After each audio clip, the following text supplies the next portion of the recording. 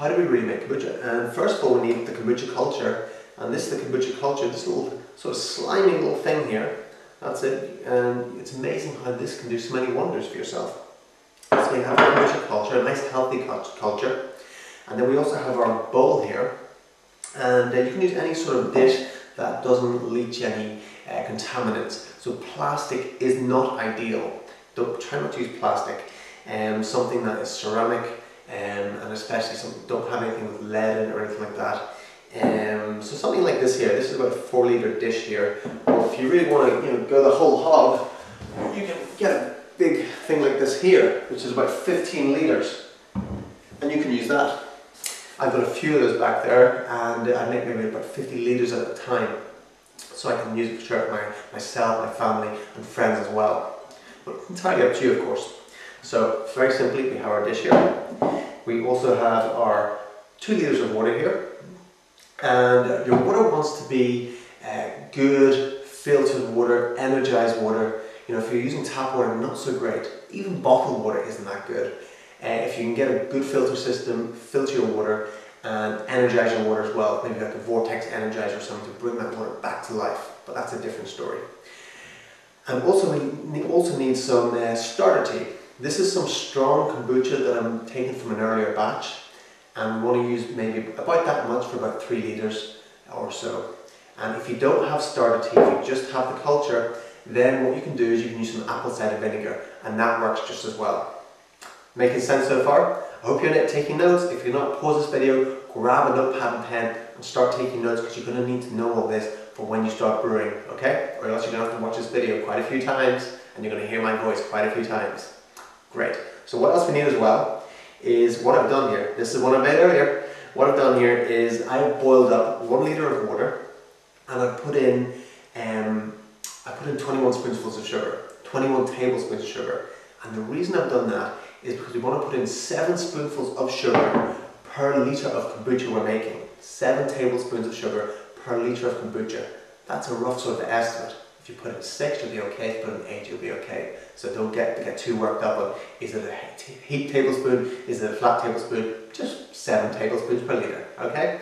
And then I've dissolved the sugar, I've boiled that up, dissolved the sugar inside, and then when it's been boiling, I've added 1.5 tea bags per litre. So if you're making 2 litres, that's 3 tea bags, roughly, of course. And then I've also put in a little bit of green tea, so I've used black tea, and I've also put in a little bit of green tea, and it gives it that smooth flavour, and then there's also some goodness from the green tea as well. Making sense so far?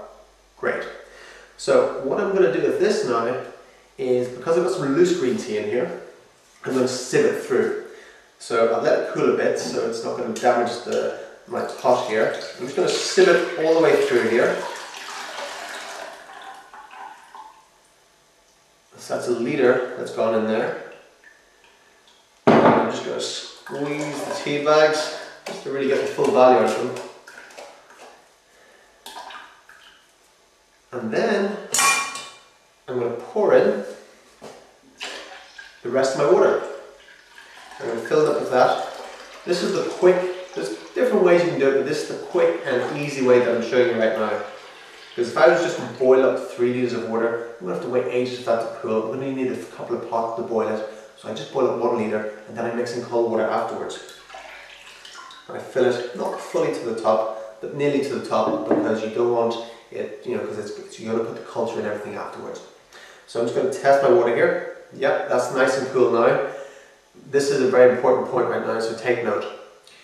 If you put your kombucha culture in hot water, it will kill it. It will kill it, and you will not get any kombucha. It won't work. So make sure your water has cooled to at the most lukewarm. You want even cooler than that. If you can put your baby in it, then it's okay. If you can't, it's going to kill it. Simple as that. So make sure the water is cooled down before you get your culture, and that's the next thing we're going to do. Now I've got the kombucha culture. We're going to take that and we're going to set it in. Just set it in the water. It might sink to the bottom, it might float to the top. They have a mind of their own. They're all individuals, the kombucha culture, so they'll do different stuff.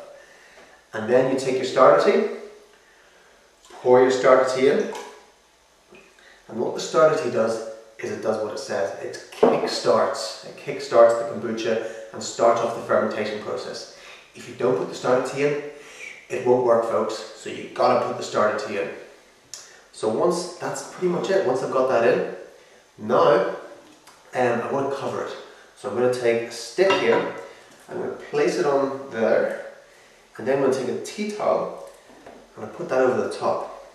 And what that does is it basically covers it up, stops any bugs getting in, any spiders, any flies, and keeps it out of the light. It doesn't like light so much, so we're keeping it out of the light as well.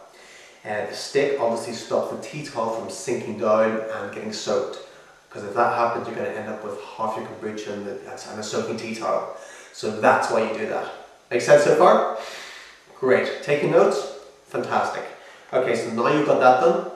Now you want to put your kombucha in somewhere that's dry, somewhere that's maybe an airing cupboard, depends what sort of temperature you live in. 28 to 30 degrees centigrade is perfect for the kombucha. It will start to, the fermentation process very, very quickly in that sort of temperature. If it's too cold, it won't really work.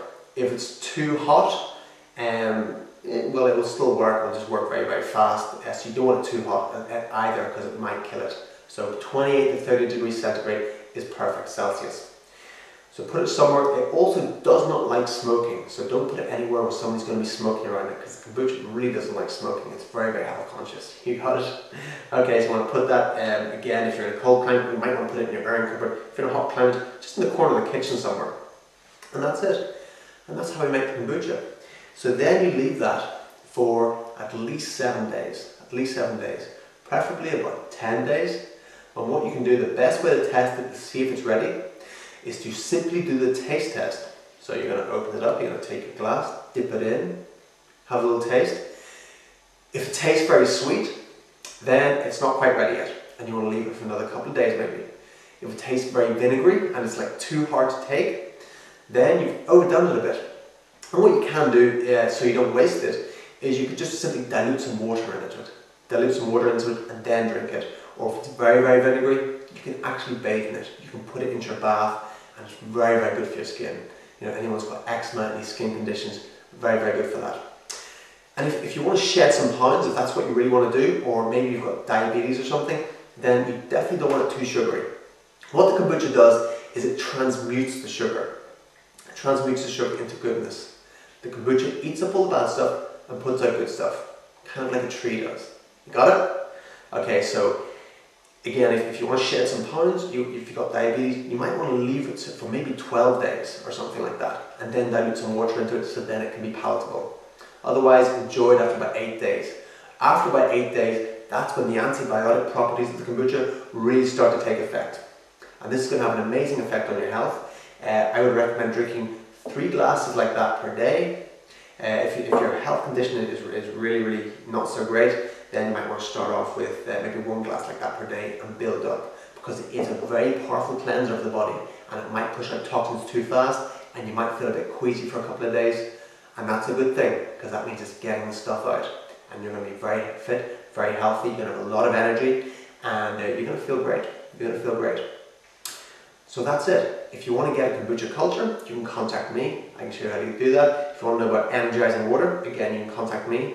Basically anything you want. Give me a call, send me an email. I'm here to help you. I'm here to serve you. And I'll see you in a future video. Take care.